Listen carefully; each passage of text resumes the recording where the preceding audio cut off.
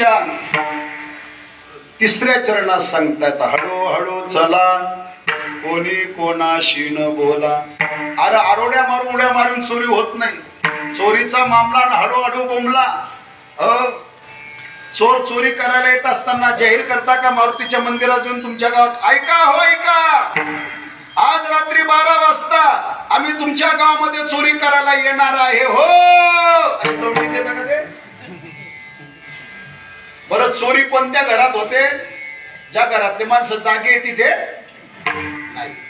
ज्या घरातले माणसं गाढ झोप येते त्याच घरात चोरी होते. सोनेवाले सोनेवाले सोनेवाले ज्यांच्याकडे डबुल आहे त्यांनी जागा राहा, बाकीच्यांनी खुशाल झोपा. सोनेवाले जे झोपलेले ते जागे राहा, ज्यांच्याकडे डबुल आहे त्यांनी बी जागे राहा. आरोड्या मारून चोरी होत नाही. हळूहळू चला. रस्त्याने चालताना चोर पावलांनी चालायचं. ज्या गौडांच्या घरा पण चोरी करणार त्या ठिकाणी गेल्यानंतर कोणी कोणाशी न बोला. एकमेकाशी बोलायचं नाही. समजा बोलायचंच काम पडलं तर काय करायचं? फक्त हाताने खून करायचं. कोणी कोणाशी न बोला. जर या नियमाचं तुम्ही पालन केलं तर आजी देतो पोट भरी पुरे म्हणाल तोरी.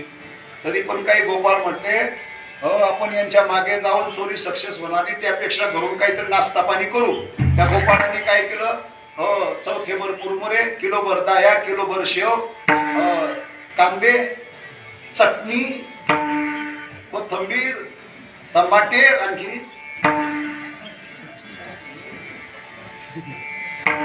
अशी चटकदार भेळ तयार केली आणि गोपाळांनी खाल्ली. मुरमुऱ्यांची भेळ म्हणजे पोट बी भरत नाही, भूक बी जात नाही. होतं बरं का खातानी तुम्ही एका वेळेला. गोपाळांनी ती भेळ खाल्ली, पाणी पिले, देवाला म्हटलं चल आम्ही आता येण्यास तयार आहे, किती वेळ लागू दे.